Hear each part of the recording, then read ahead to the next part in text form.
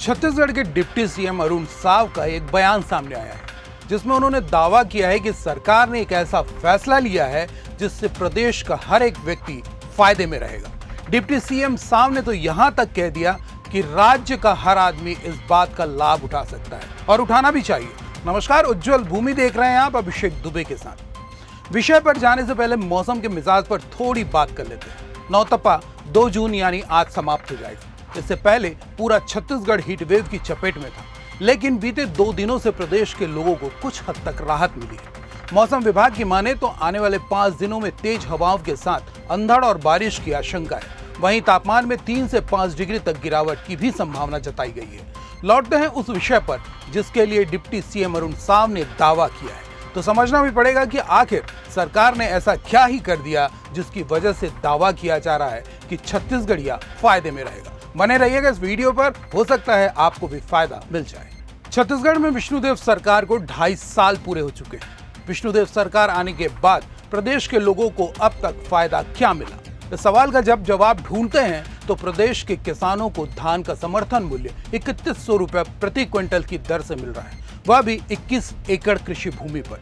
दूसरा, प्रदेश के महतारियों को हर माह 1000 रुपए मिल जा रहा है। तीसरा, आवास योजना का फायदा मिल पाया है। और चौथा, छत्तीसगढ़ को नक्सलवाद के दंश से छुटकारा मिल गया है। कुल मिलाकर एक हाथ की 4 उंगलियों को एक बार फेर लेने से फायदों को गिनाया जा सकता है। अब सरकार आने के बाद जिन परेशानियों का सामना प्रदेश के लोगों को करना पड़ रहा है उस पर बात करें तो सबसे पहले बिजली है। प्रदेश में बिजली बिल हाफ योजना आधी रह गई है। भयंकर गर्मी के बावजूद अघोषित बिजली कटौती ने लोगों का जीना मुहाल कर दिया है। बिजली कटौती के बावजूद इतना ज्यादा बिल आ रहा है जो लोगों के लिए बड़ी परेशानी का सबब बन गया है। सरकारी दफ्तरों में आवेदन महीनों धूल खाते पड़े रहते हैं। बाबू से लेकर अफसर तक लोगों की बात सुनने तैयार नहीं है।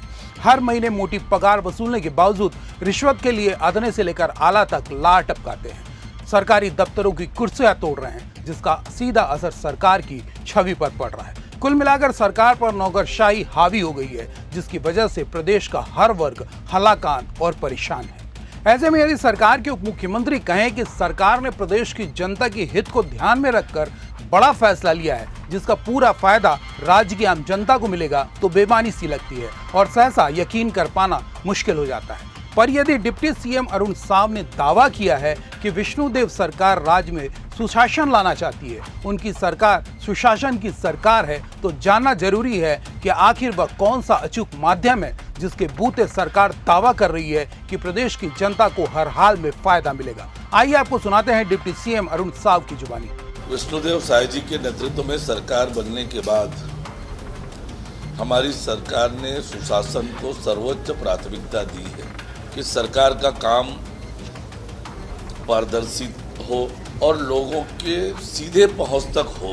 मुख्यमंत्री हेल्पलाइन नंबर इसीलिए प्रारंभ किया है कि लोग सीधे मुख्यमंत्री जी तक अपनी बात कह सकें और उसकी पूरी व्यवस्था इस तरह से बनाई है कि उनकी समस्याओं को दर्ज करना और उसके समाधान को ट्रैक करना, तो ये एक बहुत तकनीकी ढंग से पुख्ता व्यवस्था मुख्यमंत्री माननीय विष्णुदेव साय जी ने की है। तो ये निश्चित रूप से लोगों के लिए बहुत मददगार होगा, उपयोगी होगा। लोग इसका जरूर लाभ उठाएं और अपनी बातें, अपनी समस्याएं मुख्यमंत्री जी तक सीधे पहुंचाएं।